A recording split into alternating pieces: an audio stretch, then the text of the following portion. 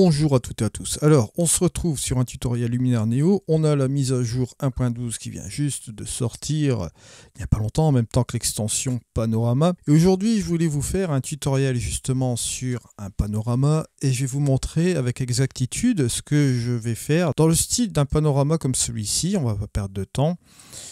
Juste là, vous voyez, bon, qui constitue 18 photos. Et là, au lieu de passer par l'application Panorama normale, d'accord, comme il se doit ici, si je prenais mes photos, etc., je vais tout simplement passer en mode édition d'une de ces photos. Alors pour ce faire ici, ce que je vais regarder, c'est que je vais simplement prendre cette photo-ci, par exemple, et je vais aller directement dans mon mode édition. Dans ce mode d'édition-là, je vais me rendre dans le développement RAW et je vais prendre mon caméra neutre. Vous pouvez rester sur le, comment dirais-je, Luminaire Neo et commencer à tweaker un petit peu avec les différentes choses que vous voyez là. Au niveau de la courbe et au niveau des curseurs de tonalité, on a fait suffisamment de tutos là-dessus, bien sûr. Vous pouvez tirer, bien évidemment, ici les tons moyens. Hein, ça peut éclaircir la photo, comme vous le voyez là. On peut baisser les hautes lumières, on peut rehausser un peu les ombres, juste un petit peu comme cela, hein, ou bien même un petit peu plus, voilà, pour avoir un petit peu cette chose-là. Ensuite, ce qu'on va faire, c'est regarder au niveau de la balance des blancs. On peut jouer ici dans une balance des blancs plus ou moins créative. Allez, pourquoi pas ici, il y a une petite dominante bleue, je vais un peu la chasser, je vais mettre comme cela. Voilà, vous avez ici un exemple de ce qu'on pourrait faire. Voilà, juste comme ceci. Si vous voulez même jouer un peu sur le curseur d'exposition et le baisser un peu comme ceci, vous voyez, pas beaucoup, juste comme cela. Voilà un petit peu ce que ça donne. Et si vous faites votre résultat ici avant-après, vous voyez que là, on a assoupli un petit peu l'image parce que c'était une image en heure dure, vous voyez, avec une dynamique quand même. Bon, différence entre ombre et haute lumière. Il fallait gérer quand même. Donc là, ce que je vais faire, c'est que je vais garder cette photo référence. Et là, bon, on va fermer ce développement RAW. On va aller tout simplement dans le catalogue. Une fois qu'on est dans le catalogue, ce que je vais faire, je vais appuyer sur CTRL A. Et je vais faire une petite chose qui est assez commune dans Luminaire Neo à faire, c'est que je vais faire un clic droit sur cette photo. Et dans mes ajustements ici, je vais tout simplement synchroniser les ajustements. Alors, cette fonctionnalité-là, ça va me faire quoi? Ça va synchroniser tout simplement cette photo que j'ai faite ici avec les autres du panorama. Autrement dit, on va copier les réglages de ce qu'on vient de faire là juste à l'instant sur les autres photos. Comme ça, on n'a pas à le refaire. Voilà. Une fois que j'ai ce résultat-là, maintenant, si je les ferais glisser juste ici dans l'option panorama pour coller le panorama, ça ne marcherait pas. Par contre, j'ai une petite astuce à vous montrer. Ici, une fois que j'ai fait mes pré-réglages, d'accord, juste comme cela, je vais faire une exportation sur un dossier, juste comme ceci. Alors, dans l'exportation, on va choisir notre dossier. Le dossier, bon, je vais aller dans le pan 2 ici, je vais aller dans le TIFF, hein, je vais créer un dossier. Voilà, TIFF. Je vais mettre cela comme ceci, je vais sélectionner ce dossier. Je ne vais pas prendre le JPEG, je vais prendre le TIFF. Pourquoi? Le JPEG, ça pourrait très bien marcher si, dans mon optique, je prends toutes mes photos, ici mes 18 photos, et je n'édite pas derrière. Là, ça ne va pas être le cas. Ce que je veux, c'est encore l'exporter en TIFF et assembler mon panorama en TIFF parce que je vais faire des éditions supplémentaires sur le contraste, peut-être avec les pinceaux, etc., etc. Donc là, ce que je vais faire, je vais tout simplement exporter en TIFF sans netteté. Je ne vais pas jouer avec un redimensionnement, je vais le laisser en taille réelle. L'espace de couleur, je vais le mettre en Adobe RGB. La compression 100, profondeur 16 bits. Résolution, bon là on va le laisser en 240. Enregistrer la transparence, ça ne nous concerne pas ici, on va laisser ça comme ça. La qualité, bon, ça ne concerne pas le JPEG, c'est du TIFF, donc c'est pas actif, c'est grisé. Si vous étiez en JPEG, il vous proposerait de choisir une qualité de 75 à 100%. Mais là, par définition, c'est du TIFF, c'est déjà du 100%. Alors, une fois qu'on a fait ça, on va tout simplement exporter dans le dossier. Et Luminaire Neo va nous exporter ces 18 photos dans ce dossier TIFF on se retrouve juste après. On va aller dans le fichier TIFF ici, dans le dossier TIFF, pardon, et on va retrouver ici toutes mes photos. Bon alors, ici ce qui va se passer, je vais tout simplement prendre toutes mes photos qui sont là, et je vais aller ici tout simplement dans le panorama stitching, je vais mettre toutes ces photos là, et on va appuyer sur Start. Et voici donc mon panorama, comme vous le voyez juste là.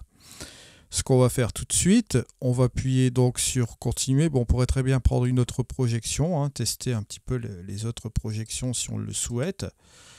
Moi, je vais garder la première qui me convient amplement et je vais appuyer sur continuer. Voilà.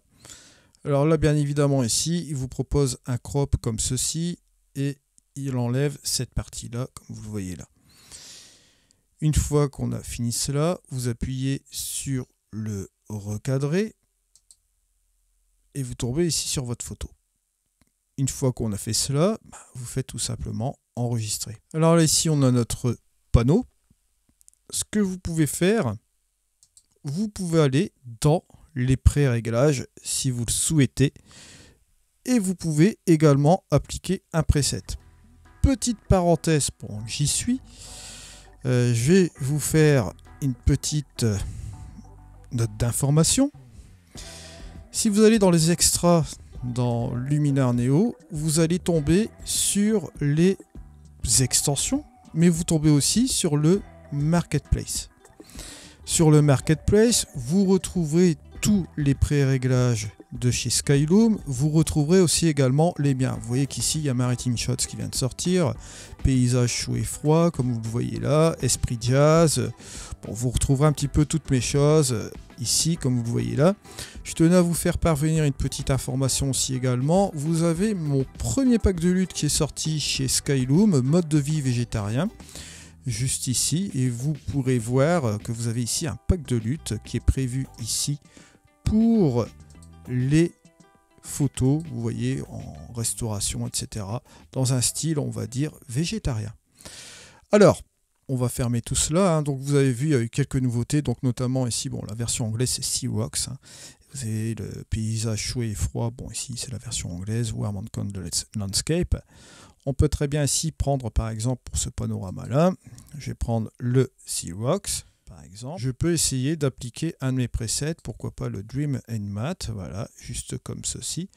Comme vous le voyez là, si je fais mon avant-après, hop, avant-après, bon voilà, ça matche bien plutôt ici.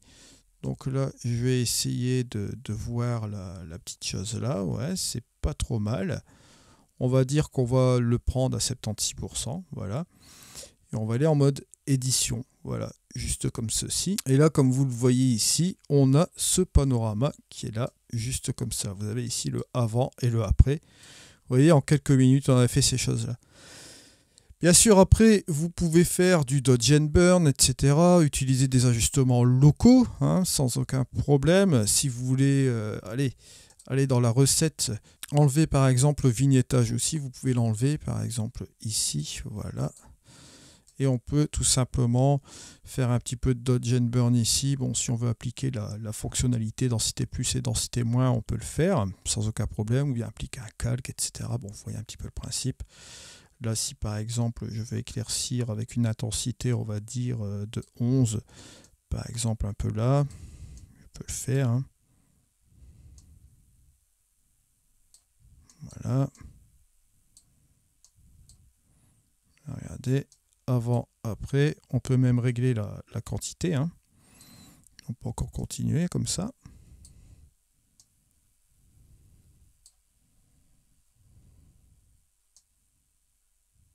J'ai baissé un peu l'intensité ici.